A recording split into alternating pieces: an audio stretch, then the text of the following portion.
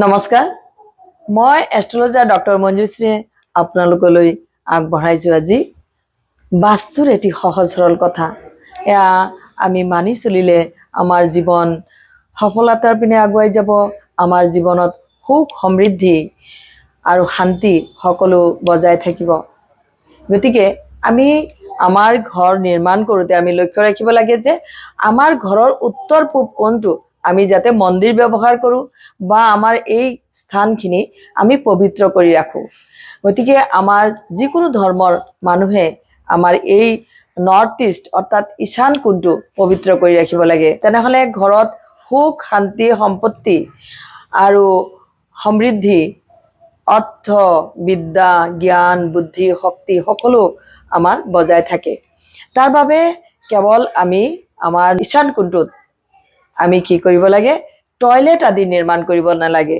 Toilet যদি এই কোণটোত কাৰোবাৰ নিৰ্মাণ হৈ থাকে তেনেহ'লে সেই স্থানখিনি আমি টয়লেটৰ কাৰণে ব্যৱহাৰ কৰিব নালাগে, বন্ধ কৰি অন্যফালে আমি ব্যৱহাৰ কৰিব লাগে। তাৰ উপযুক্ত স্থান আছে সেয়া ব্যৱহাৰ কৰিব লাগে। গতিকে ঈশান কোণটোত আমি কেতিয়াও টয়লেট ব্যৱহাৰ কৰিব নালাগে আৰু ঈশান কোণটো সদায় পবিত্ৰ কৰি ৰাখিব লাগে। ঈশান কোণত যদি টয়লেট থাকে তেনেহ'লে ঘৰত অশান্তি কাজিয়া পেচাল আৰু অৰ্থৰ যি অভাৱ সেয়া উৎপন্ন হয়। আপুনি চাব যি ঘৰৰ ঈশান কোণত টয়লেট আছে বা চেপ্টিক টেংক আছে তেনেহ'লে সেই ঘৰখনত অভাৱ অনটন কাজিয়া কলহ আদি হৈয়ে থাকে। আৰু ডক্টৰ আৰু মেডিচিনে নুগুচে।